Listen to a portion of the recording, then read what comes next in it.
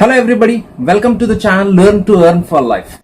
Dear students, let me tell you about the analysis of three-phase symmetrical faults. The symmetrical fault can be analyzed on a single phase basis using reactance diagram or by using the per unit reactance diagram. The symmetrical fault analysis has to be performed separately for subtransient, transient and steady state conditions of the fault, because the reactances and internal EMFs of the synchronous machines will be different in each state.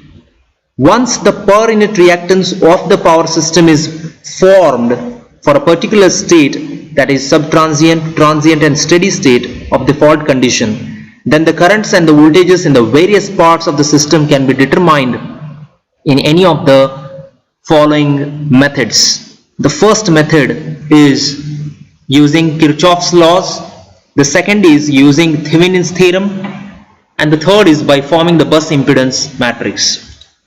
The first two methods I will be discussing in this video: symmetrical fault analysis using Kirchhoff's laws.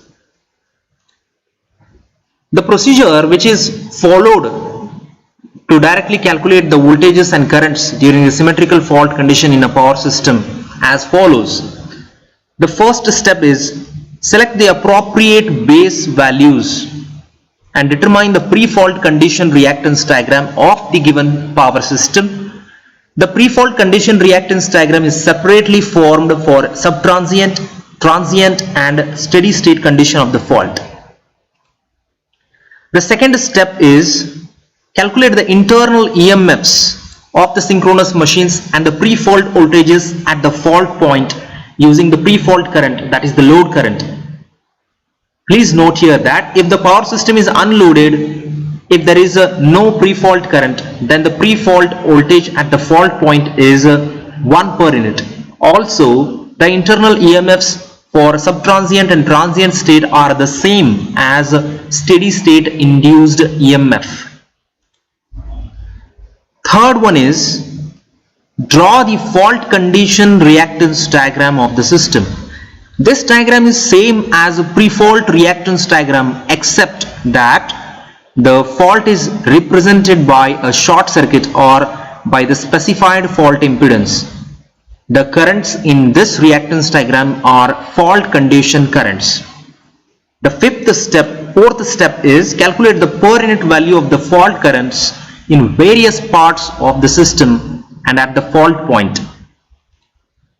The fifth one is the actual values of the fault currents are obtained by multiplying the per unit values by respective base values. So this is how we can do the analysis of the three-phase symmetrical fault using Kirchhoff's laws. Let me tell you about symmetrical fault analysis using Thevenin's theorem.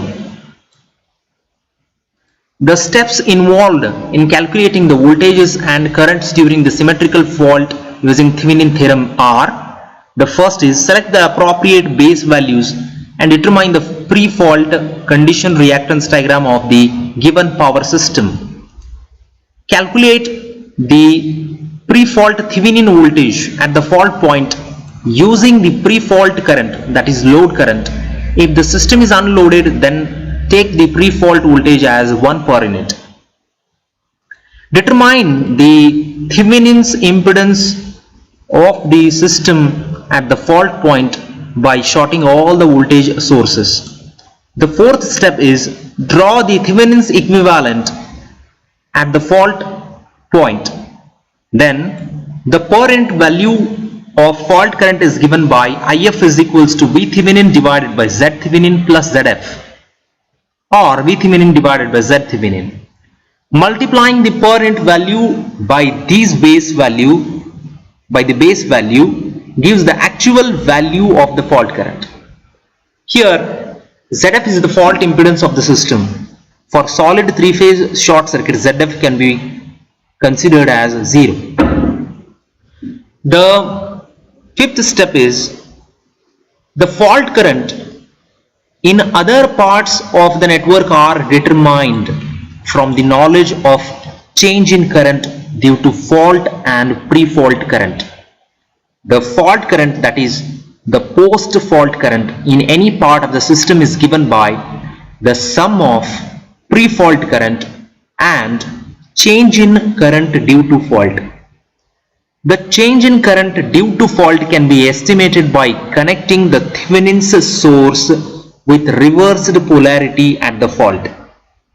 Replace all other sources by zero value sources. Now, the currents in various parts of the system are the change in currents due to fault. These currents are calculated using any conventional technique.